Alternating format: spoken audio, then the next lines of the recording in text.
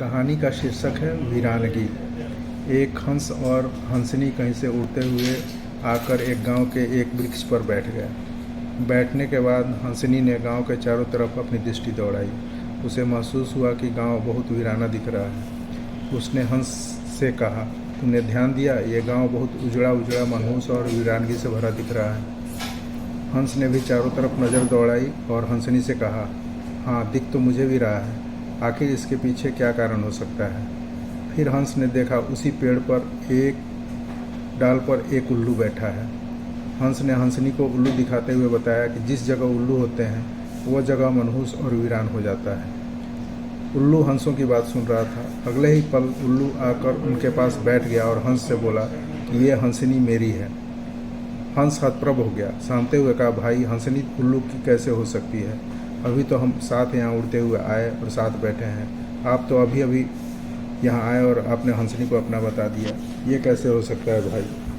उल्लू ने कहा, मैं कुछ नहीं जानता हूँ, बस हंसनी मेरी है तो है। हंस बेचारे को काटो तो खून नहीं। वो उल्लू के आगे गिड़गिड़ाता रहा, लेकिन उल्लू ने उसकी एक न सुनी। खैर, अंत में उल्लू ने ही सुझाव दिया कि तुम्हें अगर मेरी बात पर भरोसा नहीं है तो चलो गांव के पंचायत में पंचों से फैसला ले लेते हैं। जो पंचों का फैसला होगा वो हम दोनों मान लेंगे। हंस बेचारा मरता क्या न करता वाली स्थिति में था।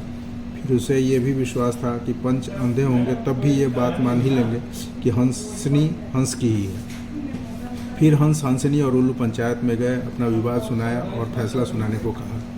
गांव के पंच आपस में सलाह मशविरा करके इस आम सहमति पर पहुंचे कि हंस तो हंसनी की है, इसमें कोई शक नहीं है। लेकिन अगर हम ये फैसला सुनाते हैं तो हंस हंसनी तो उड़कर चले जाएंगे, ये उल्लू यहीं रहता है और हम लोगों का जीना हराम कर देगा। इसलिए फैसला उल्लू के पक्ष में ही देने में भलाई है। फिर उन्होंने आम सहमति से फैसला सुनाया कि पंचों की राय में हंसनी उल्लू की ही है।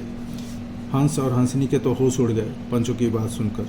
खैर, फैसला आ गया था और पहले ही तय था कि पंचों का फैसला मानना है। तो हंस बेचारा रोते रोते उड़ने को तैयार हुआ। तो उल्लू ने उसे रोका और कहा कि भाई चलो, जाने से पहले एक बार फिर उस पेड़ पर बैठते हैं। हंस क्या करता, तैयार हो गया। तीनों उड़कर पेड़ पर पहुंचे और बैठ गए। बैठने के बाद उल्लू ने हंस से कहा कि भाई, हंसनी तो हमेशा हंस की ही होती है, इसलिए तुम इसे ले जाओ। मैं तो सिर्फ ये बताना चाह रहा था कि वीरानगी, मनहूसियत और उजड़ा होने का कारण मैं नहीं हूँ।